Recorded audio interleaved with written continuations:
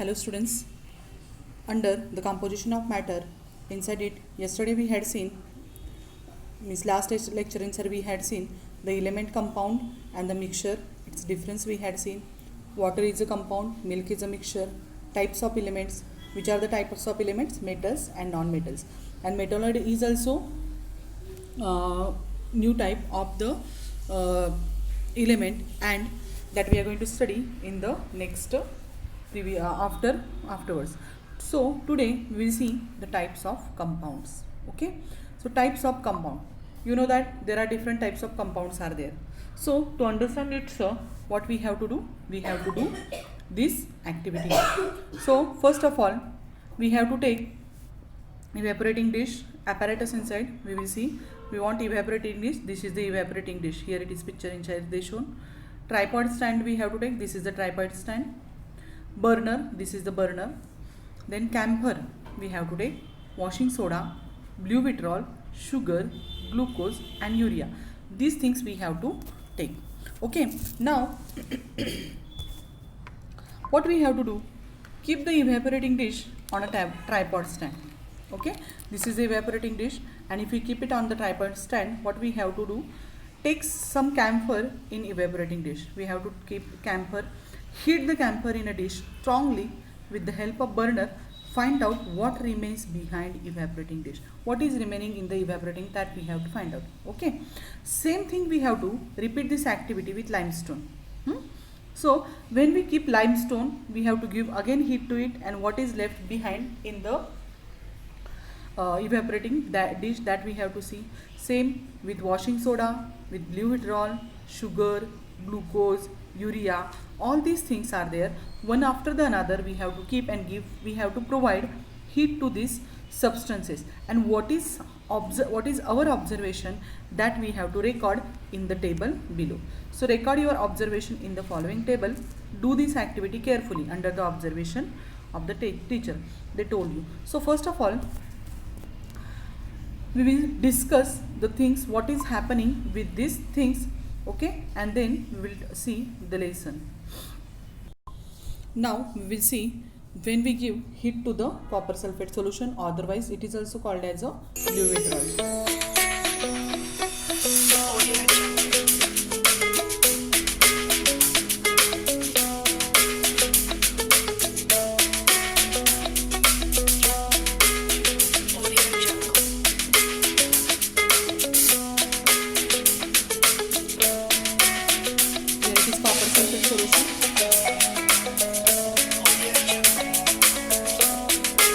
See what is happening.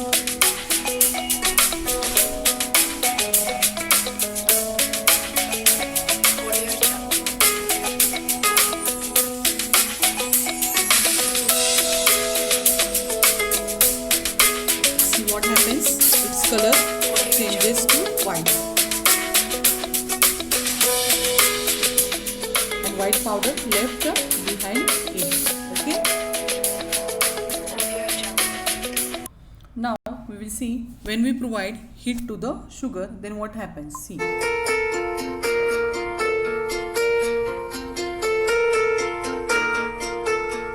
first it melts. Okay, if you see here, okay, first it start melting, and afterwards what happens,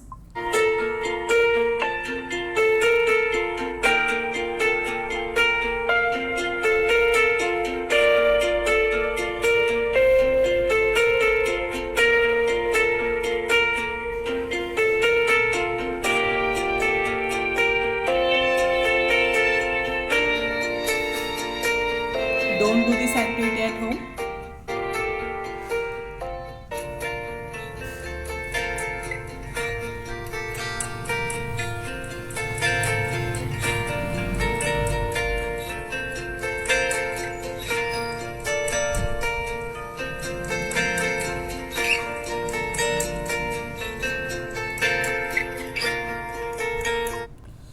Now if you see here, first it start melting, afterwards it form the brown color liquid it we see seen, and now it is a black color substance is looking in the spoon.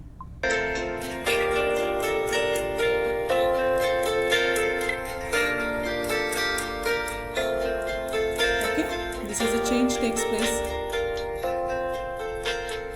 Now we will see what happens. We provide heat to the limestone. All right. See here. And they heated it. So I'm going to heat a piece of limestone to give you an idea of what they did. Don't if do they these heated a piece activities of at home. limestone, what would happen is that this material is calcium carbonate, but when I heat it up to very high temperatures, all right, it would transform, all right, into calcium oxide, all right, the CO2 leaves. And you can't tell, but it becomes a whiter surface. And that whiter surface is what we call lime. And lime was very critical for making the early mortars. And so what they would do is they would take limestone and gypsum, heat it up, get it very hot, drive off the CO2 in the case of limestone, and then they would mix it with a little bit of water, and it would make a covering that you could put on the, like a plaster on the surface. Now we saw some of the activities from this, and inside it we saw this. First we heat, we seen what happens when we provide heat to the blue vitriol. You seen that its color changes and white powder is left when we heat sugar or glucose. They both are same. When we given heat to it, first of all it melts and afterwards it turns to the black color coal like substance. Okay, and here for limestone, washing soda, when we provide heat to it, what happens? It remains white. It doesn't changes its color, means it turns to white. So here they gave you this box, and in this we have to put our observation whether there was residue, no residue in the evaporating dish. When we see the camphor, when we provide heat to it, what happens? There is no residue. There is no residue is found inside the what? Evaporating dish. Color dash. So limestone, when we provide to heat, what happens? Residue remains inside it, and what happens? Color of residue is white. In this way we have to complete this box, okay, by using. So if you are taking sugar, blue vitriol, if you write here blue vitriol, its residue remains, yes, its residue is remain and its color is white.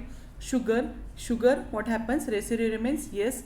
For glucose also, yes. And what happens? It shows the black color residue left behind it, okay.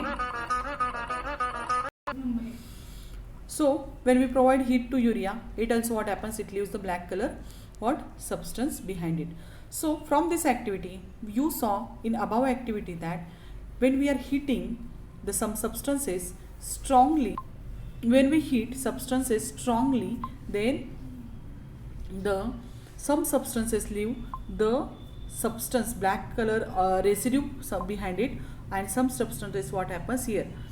Some compounds give residue while others do not give residue or give blackish residue. Okay, the black residue is mainly of carbon. So we seen that in sugar, glucose and the urea inside black substance left behind it, means it shows that in it the carbon is present. Moreover, when such compounds are strongly heated, okay, in air, combined with oxygen and to form the gaseous substances, in case of their combustion is not complete, black colored carbon remains behind as a residue. So in above activity inside this glucose, sugar and urea, this leaves a black colored substance behind it.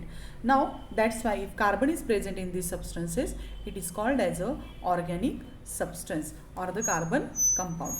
For example, here they told you materials like carbohydrates. You know that when we are provide heat to the chapati, bhakri, extra heat if we provide it, what happens? It turns black, and in black nothing but it is the black color carbon is there. So where it is present, like carbohydrates, you know that carbohydrates is present in the what? Jawar, rice. Proteins are present in the pulses inside. Hydrocarbons are there, and these are there. These are the examples. Hydrocarbons inside who is there? Petrol and cooking gas. Petrol, if we burns, what we are saying, the vehicles leave the black color substance, smoke behind it, and that is nothing but the carbon. Cooking gas, it is also made up of a organic compound. So are made up of the organic compounds. Organic compounds means they are what happens? They produce from the living things. Okay, carbon is the main compound in it. Next, the camphor. Okay, the sugar, glucose, urea used in above activity is organic compound. So camphor also what happens? It turns to black in color. Okay, so here what we have to write for camphor? Here residue remains, we are, if we provide, I keep it as it evaporates, but it, what happens here, it leaves the what, whether residue remains, yes, here, right here, and color of residue you have to write here black, because here when we provide heat to it, it turns to the black color substance. So camphor, sugar, glucose, urea are used in above activity are organic compound. On the other hand, compounds that decompose into strong heating to leave residue behind it, these are called as inorganic compounds.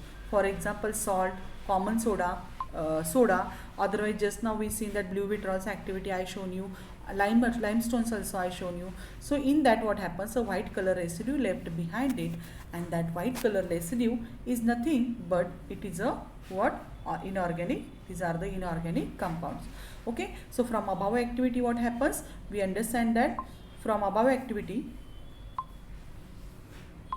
we understand that these substances, which are those substances, the here it is given blue vitriol, limestone, washing powder, soda, these are which substances, inorganic substances, and that of the camphor, then glucose, sugar, urea, these are the organic substances, urea, and which I told you here, camphor, these are the organic substances, because when we provide heat to it, first upon it turns to, it means, and afterwards a black color residue forms after heat.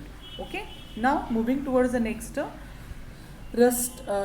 soda, rust, blue vitriol, limestone are inorganic compounds, means when we provide heat to it, doesn't change its color to black. Okay, all the substances when we provide heat to it, what happens, if turns into the black substance, that is coal, then these all substances are called as a what, organic substances. Okay, in addition there is one compound, namely complex compound. Okay, which is compound, complex compound. The molecules of compounds have a complex structure formed by many atoms. What they told you, what is complex compound? Molecule of compound have a complex structure formed by many atoms. In the center of the structure metal atoms are also included in this. So molecule having complex structure, those are called as a complex structure, complex compounds. And in this complex compound inside, what they told you, structure, how this complex structure is formed, this complex structure is formed by many atoms, and in the center of the structure and metal atoms, means the metal atoms are there, they have the complex structure. Okay, now chlorophyll, which contain magnesium, chlorophyll is there, it is present in the leaves of a plant, and that's why the leaves are green in color. So if you see this chlorophyll, it contains magnesium, hemoglobin, and contains iron, cyanocobalamin, that is vitamin B12, that contains cobalt, are also examples of the complex compound. So this is about the complex compound. So first which we seen, organic, first compound is organic compound, second it is the inorganic compounds. Okay, when carbon leave behind it, it is called as organic compounds. And then when the carbon is not leaving, means another substance is white color powder or another residue forms, it is called as inorganic compounds. And third we seen, that is a complex compound. Complex compound means what they told you, there is complex compound means their structure is complex one, and the complex molecules of complex compound have complex structure. Okay, and how it is formed, by many atoms in the center of its structure. Okay, and mainly the metals and the chlorophyll, they shows this complex structure of the compounds. Okay, so various atoms in the molecule of compounds are joined by chemical bonds. We are going to look at that later. Okay, that is, it is there for you, but it is in the higher classes and it is not there for you. Now we will see the types of mixture. So in types of mixture, take 3 beakers, take little sand, water in first beaker. Next, take some crystals of blue vitriol and water in the second beaker. Next, take blue vitriol and sand in third beaker.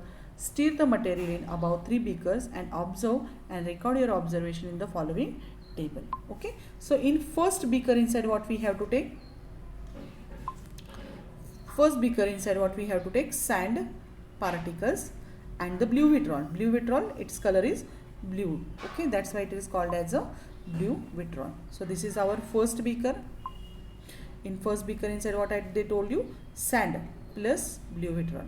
Blue vitriol. Okay, as it is only we have to do. Second inside what we have to take, some crystals of blue vitriol, means copper sulfate means only blue vitriol, plus water means H2O. Okay, in second beaker. And third beaker inside what we have to take, blue vitriol, sand, take some blue vitriol and sand in the third beaker. First beaker inside sand and water, sand and water. So this is our third, this is second, and first inside what we have to take, sand plus water. Okay, so if you see here, sand and water, when we add it, then what happens, all the sand particles are there, it settles down, and water, what happens, we see the layer of water and sand separately. But when you add the copper sulfate solution and water, if you add, you see the homogeneous blue color mixture inside it. Okay, one color mixture. And if you add sand and blue vitriol, the separate crystals of sand and the blue vitriols we can see in the mixture. Okay, so here, so what they told you here, make material taken, which we have to take here in first term, that is blue vitriol and water. So we have to take blue vitriol and water. So if we add blue vitriol and water, we here copper sulfate CuSO4 plus H2O, SO4 plus H2O you are taken. What changes are seen in the stirring? What happens? It forms a blue color solution. The number of phases 1. How many phases? 1. And type of mixture, it is called as a homogeneous mixture. Here it is given homogeneous mixture, Homogeneous, homogeneous mixture. Second inside what we have to take, blue vitriol and sand. Blue vitriol and sand. So here CuSO4 means blue vitriol plus sand. Okay, what changes are stirring in this? What happens? It forms the mixture, and blue particles and the sand particles are separated from each other. Number of phases, one only phase it forms, but it is heterogeneous mixture.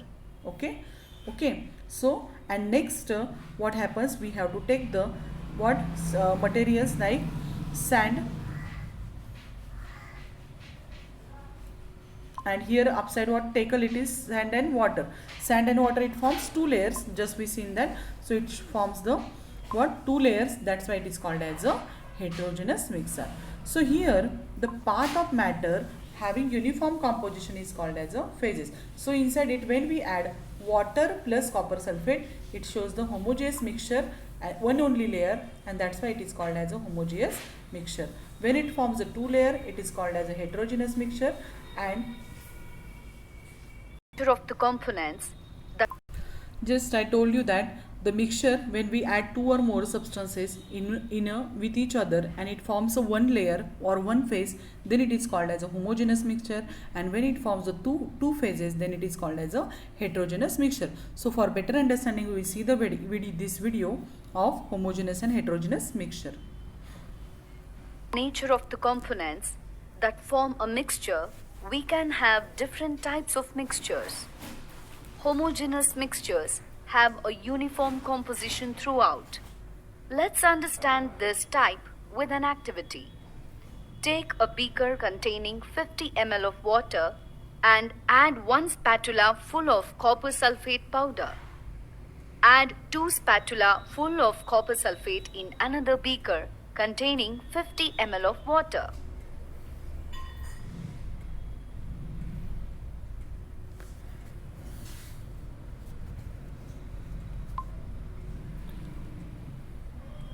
Now if you see here there is one only phase is there. Okay, we can see only one phase in this, and this phase, what happens, shows that it is a which type of mixture, that is homogeneous mixture. Okay,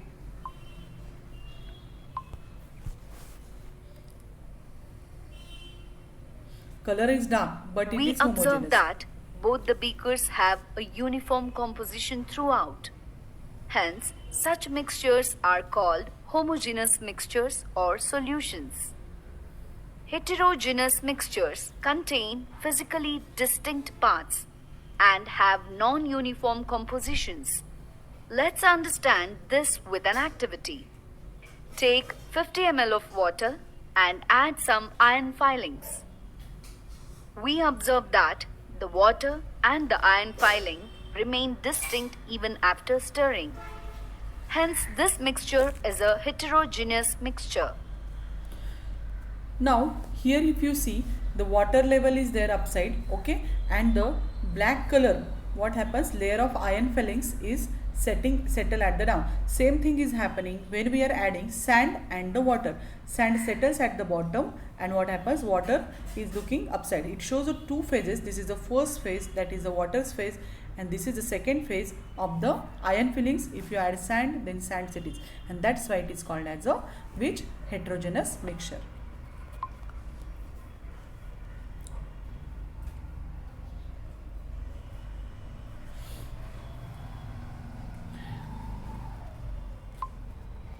So that is the difference between the heterogeneous and homogeneous mixture. Okay, so today we will stop here only. We saw the activity for understanding the types of compound and the types of mixture today, and today we will stop here only. Okay, thank you.